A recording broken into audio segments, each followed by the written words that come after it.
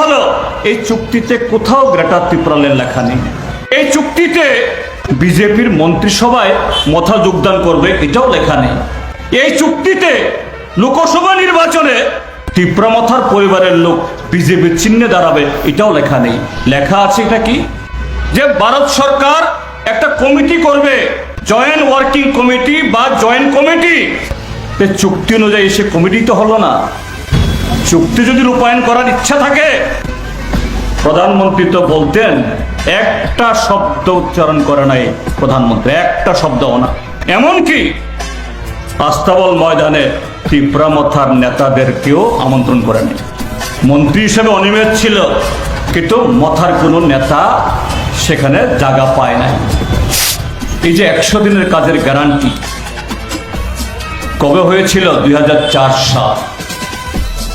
বামপন্থীরা বাইরে থেকে সমর্থন করেছে কংগ্রেসকে, এবং কংগ্রেসের কাছে এই দাবি রাখা হয়েছে, এই আইন তৈরি করুন। ভারতবর্ষের স্বাধীনতার পর দেশের কৃষক এবং গ্রামীণ জনগণের জন্য একটা যুগান্তকারী আইন নরেন্দ্র মোদী সরকার নানাভাবে চেষ্টা করছে। এই আইন তুলে দিতে সাহস করছে না, কিন্তু এটাকে ক্ষতবিক্ষত করছে। আজকে রেগার টাকা আসে না। এই যে পরব গেল, মাস পয়লা গেল, এই সময়তে এই তেলেমোড়া বাজারের ব্যবসায়ীরা নিশ্চয়ই একটু পেছন দিকে ফিরে স্মরণ করতে পারেন। বামফ্রন্ট সরকার থাকার সময়তে পাহাড় গ্রামের মানুষের দল নামতো তেলিয়ামোড়াতে। মুদির দোকানে, স্টেশনারি দোকানে, কাপড়ের দোকানে, জুতার দোকানে, সবজি দোকানে, খাবারের দোকানে, মাছ মাংসের দোকানে 500,000 টাকার নোটের ছড়াছড়ি, বাংটি পাওয়া কষ্ট হতো। কোত্থেকে আসতো? রেগার টাকা। আর আজকে এবার দেখেছেন মাছি তাড়াতে হয়েছে। কি তেলিয়ামোড়া, কি মুঙ্গিয়াকামি, কি তুইসিন রায়, কি মঠছড়া, কি কল্যাণপুর, সর্বত্র সারা রাজ্যে। অর্থাৎ নরেন্দ্র মোদী সরকার রেগা তুলে দেয়নি, কিন্তু গোড়া কাটতে চেষ্টা করছে। এই ত্রিপুরা মথার সুপ্রিমো যিনি, নাগরিক সংশোধনী বিল যখন আসলো, সারা দেশে উত্তাল। এই খুমুলুঙের প্রবেশ পথে মাধব বাড়িতে তার ছেলেদেরকে বলল রাস্তায় বসো। তখন মুখ্যমন্ত্রী চেয়ারে কে? বিপ্লব কুমার দেব। আর বিপ্লব কুমার देव पुलिस के हुक्म जारी कर लो, उसको हटा दो। पुलिस ऑफिसर मुख्यमंत्री का জানালেন, साहब वो तो वहां से वापस जाने का तैयार नहीं है, गोली मारो, गोली चलाओ, चुन चुन करके मारो। 5 জন যুবককে গুলি করলো। তখন সে গুলি হওয়ার পর এই ত্রিপুরা মথার নেতা কি বলেছিলেন? বিপ্লব কুমার দেব বাংলাদেশি, বিপ্লব देव को बांग्लादेश में भेजवा देंगे। আর আজকে বলছে বিপ্লব দেব মেরা পরম মিত্র। এখন বলছে পরম মিত্র।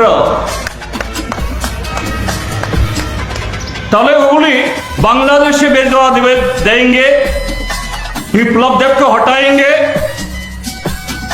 सीएए के खिलाफ लड़ेंगे, बीजेपी दुश्मन है। এগুলি হলো মুখের ভাষা, মনের ভাষা না। আজকে পরিষ্কার দিল্লিতে একটা চুক্তি হলো, এই চুক্তিতে কোথাও গ্রেটার ত্রিপুরালের লেখা নেই। এই চুক্তিতে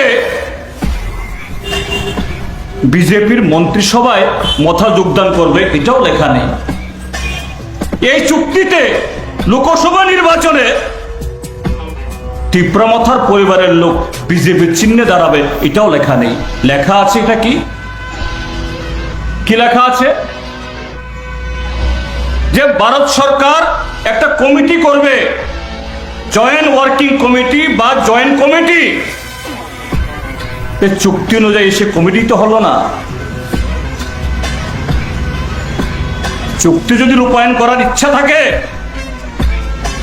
প্রধানমন্ত্রী তো বলতেন, একটা শব্দ উচ্চারণ করে নাই প্রধানমন্ত্রী, একটা শব্দও না। এমনকি আস্তাবল ময়দানে ত্রিপুরা মথার নেতাদেরকেও আমন্ত্রণ করেন। মন্ত্রী হিসেবে অনিমেষ ছিল, কিন্তু মথার কোনো নেতা সেখানে জায়গা পায় নাই। তো এটাই প্রমাণ করে ভারতীয় জনতা পার্টির দৃষ্টিভঙ্গি ট্রাইবেলদের সম্পর্কে, এসসিদের সম্পর্কে, এডিসি সম্পর্কে।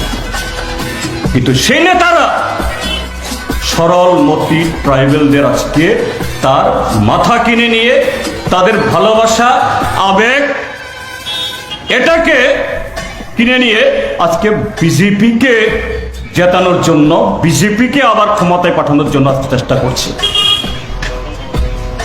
তাই বন্ধুগণ, এই ত্রিপুরা রাজ্যের কি ট্রাইবেল, নন ট্রাইবেল, প্রত্যেক আত্মসম্মান বোধ সম্পন্ন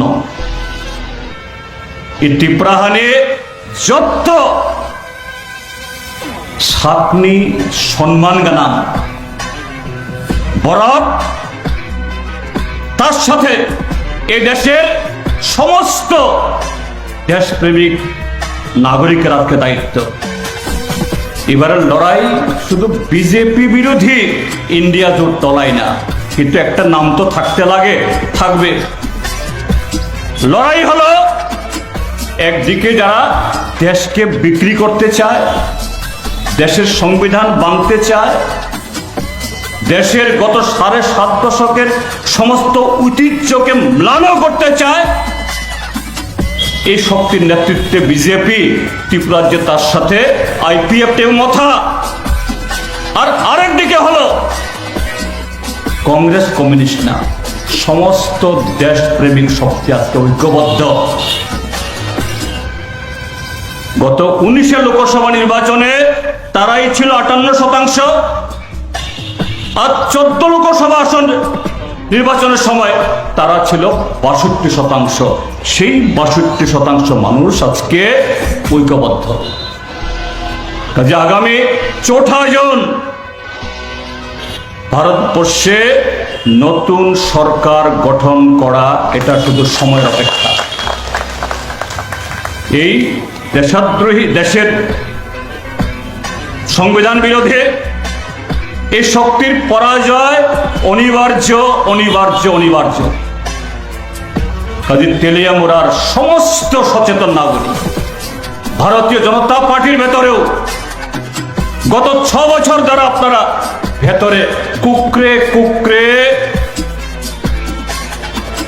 মনের কথা প্রকাশ করতে পারছেন না, কিন্তু একটা দম বন্ধকর অবস্থায় এখানে বিজেপিকে সহ্য করতে বাধ্য হচ্ছেন।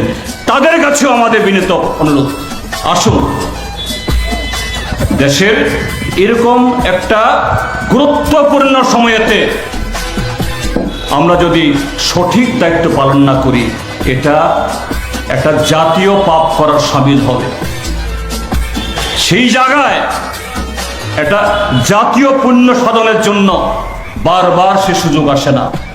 সে সুযোগ সবাই গ্রহণ করুন, এই বিনীত আবেদন রেখে আগামীকাল ত্রিপুরা রাজ্যের অন্যতম উৎসব গরিয়া উৎসব, সে উৎসব উপলক্ষে সকলকে শুভেচ্ছা জানিয়ে, বাংলা নববর্ষ শুরু হয়েছে ইতিমধ্যেই, এ সম্পর্কেও সমস্ত ভোটারদের আমাদের জোটের তরফ থেকে শুভেচ্ছা জ্ঞাপন করে আমার বক্তব্য শেষ করছি।